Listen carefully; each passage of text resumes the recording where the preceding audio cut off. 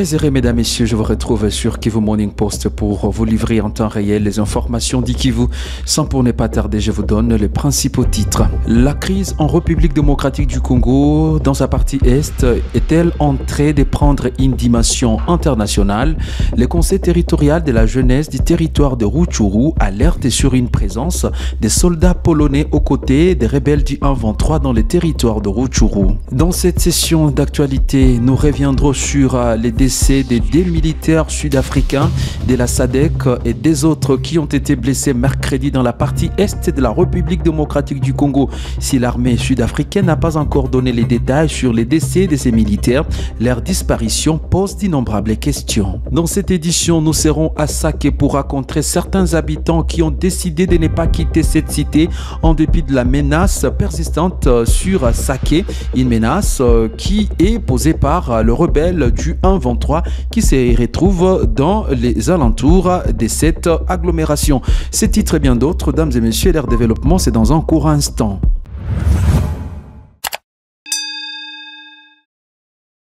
Débutons cette session d'actualité par le territoire de Rutshuru où la jeunesse de cette entité alerte la communauté internationale sur la présence de forces polonaises aux côtés des terroristes du 123 et leurs alliés, à savoir les RDF et les UPDF. Selon Patient Twizere, les présidents du Conseil territorial de la jeunesse de Rutshuru, ces derniers pensent que la crise dans la partie est de la République démocratique du Congo est en train de prendre une dimension internationale. Je vous invite à suivre Patient Twizere dans cette conversation. Monsieur Patient Twizere, bonjour. Bonjour. Vous avez publié un communiqué en tant que conseil territorial de la jeunesse de Rutshuru sur une présence de Polonais sur le sol congolais. Pouvez-vous nous dire un peu plus sur cette situation? Oui, c'est une information qui est bien vérifiée. En fait, pour le moment, dans les rangs du M23, RDF et UPDF, on y trouve actuellement des mercenaires polonais. Ces mercenaires sont sur le terrain ou carrément ils sont dans de bases militaires de ces terroristes? Non, ça se trouve sur la ligne de front. D'ailleurs, c'est eux qui dirigent même leur armement. Donc, leur armement lourd est dirigé par les mercenaires. Vous, en tant que conseil territorial de la jeunesse de Rutshuru, quelles sont vos craintes face à cette présence des troupes étrangères, pour ne pas dire des Polonais, au sein de cette rébellion du 123? Non. En voyant les Polonais, les Ougandais venir appuyer les terroristes du 123, ça montre que cette guerre n'est pas seulement les Rwandais qui nous agressent, mais également ce n'est pas les petits terroristes là qui attaquent seulement la République démocratique du Congo. Donc nous sommes en train de comprendre que nous avons des ennemis, de grands ennemis, et qu'il fallait que la RDC puisse se préparer très bien pour que nous puissions gagner et aussi libérer les espaces sous contrôle de ces terroristes. Il faut qu'il y ait une bonne préparation pour qu'on puisse libérer les espaces sous occupation. Parce que l'ennemi commence à grandir, mais également la guerre commence à prendre une autre allure parce que avec ces multiples appuis de différents pays, donc la guerre commence à prendre une autre allure. Et donc vous créez un enlisement de la situation dans la province du Nord Kivu et dans la partie est de la République démocratique du Congo. Oui. Un appel au gouvernement? Donc nous demandons au gouvernement congolais de faire dans l'urgence et récupérer les espaces occupés par ces terroristes du M23, RDF, UPDF, mais également nous demandons au gouvernement congolais de condamner l'Ouganda. L'Ouganda qui appuie à munitions et à hommes ces terroristes du M23. Pourtant, l'Ouganda, on considère que l'Ouganda c'est un pays ami à la RDC, mais voilà, il est en train d'appuyer ces terroristes du M23. Donc, nous demandons au gouvernement congolais et la communauté internationale de devoir condamner ce pays, l'Ouganda, comme pays agresseur à la RDC. Mais également, nous demandons aussi à la communauté internationale de devoir condamner ces mercenaires polonais qui s'y trouvent sur la ligne de front. Eh bien, comparativement à cette présence de forces ougandaises dans les territoires de Rutshuru, c'est jeudi, l'armée ougandaise a publié un communiqué dans lequel elle réfute cette présence de ces hommes aux côtés des terroristes du 1-23. Selon les ministères de Défense et des Affaires de vétérans, ces derniers indexent Jules Mulumba sur des prétendues images de UPDF qui ont été récoltées lors de la présence de la force régionale de la communauté est-africaine EAC.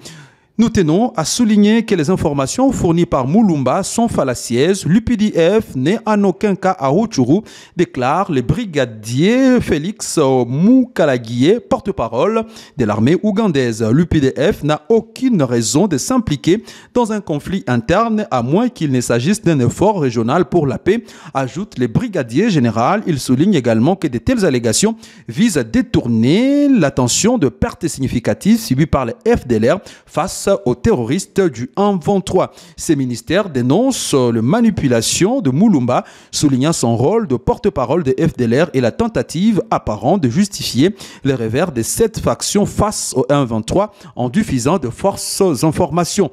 Il est crucial de rester fidèle à la vérité dans la diffusion d'informations, surtout dans des situations tendues qui pourraient compromettre la stabilité régionale, souligne le porte-parole de l'armée ougandaise.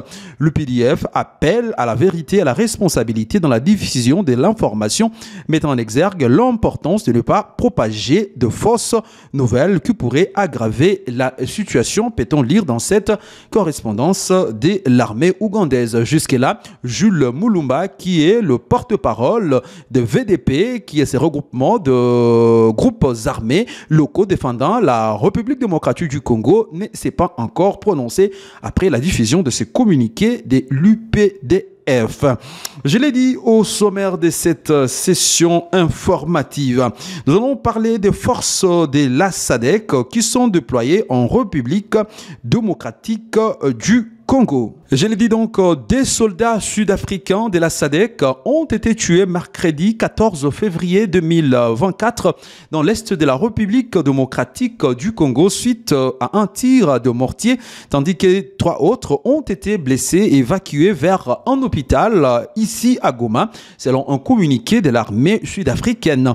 Les forces de défense nationale sud-africaine, SANDF, a confirmé que vers 13h30, une bombe à mortier avait touché l'une des bases militaires du contingent sud-africain, causant des pertes en vie humaine et de blessures parmi les soldats de la SANDF.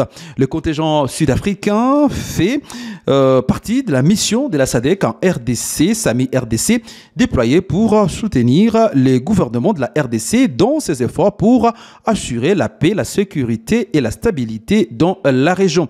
De membres de cette force sud-africaine ont donc perdu la vie et 3 autres ont été blessés lors de cet incident. En début de semaine, le président sud-africain Cyril Ramaphosa avait annoncé l'envoi sur les sols congolais de 2900 soldats sud-africains dans le but de soutenir les FARDC qui luttent contre les terroristes du 1-23 dans la province du Nord Kivu. Rendons-nous à Saké. Les staticos persistent en dépit de la présence de forces armées de la République démocratique du Congo et des combattants locaux Wazalendo dans cette région. Difficile pour l'instant de dire exactement qui contrôle toute la cité de Saké.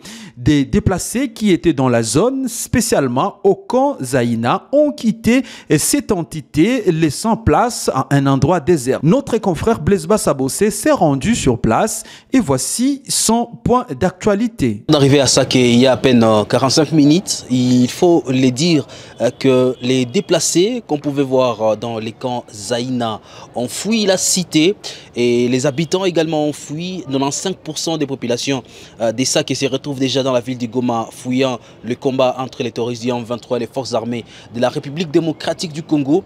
En image comme vous êtes en train de le voir, par exemple les camps Zaïna, aujourd'hui devenu un espace vide. Il y a d'autres habitants qui commencent déjà à faire leurs valises et se diriger vers la ville de Goma. Sur place déjà, on peut attendre des détonations dans des collines, l'armée congolaise qui est en train de pilonner les collines environnantes la cité des saquets. Mais jusque-là, difficile en tout cas d'accéder à certaines zones qui entourent cette cité. Mais déjà, les populations sur place qui viennent du côté Saké Centre signalent déjà qu'il y a quand même des forces armées de la République démocratique du Congo et les Wazalendo qui sont visibles dans cette partie de cette cité. Pour terminer avec cette édition sur votre chaîne de télévision Kivu Morning Post, je vous ai dit, en dépit des l'incertitude qui gangrène la zone des Saké, beaucoup d'habitants ont refusé de quitter cette zone en dépit des menaces, mais aussi des risques d'être terrorisés par les rebelles du M23.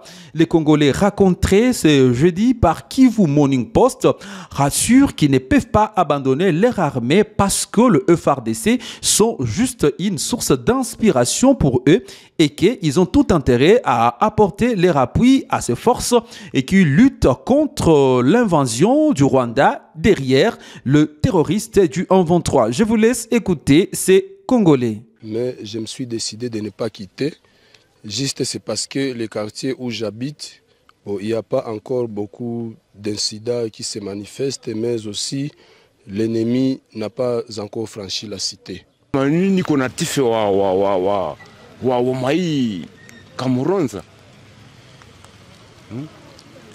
Tunakatala kimbia sababu tunaona tukakimbia sie wote basi mjini tabakia na banani basi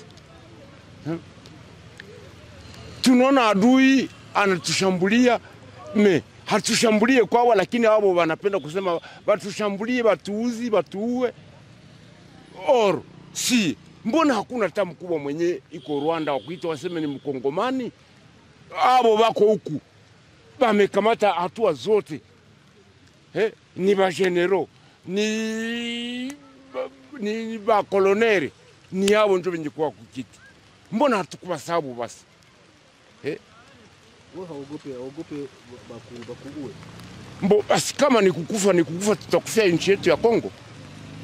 Sasa tuko bakongomani. Mesdames, mesdemoiselles et messieurs, c'est sur cette information en provenance des Saké dans le territoire des Massissi que se clôture cette session informative sur Kivu Morning Post. À tous et à toutes, merci de l'avoir suivi avec le même plaisir. Je vous retrouve demain vendredi pour une nouvelle session d'actualité sur votre chaîne.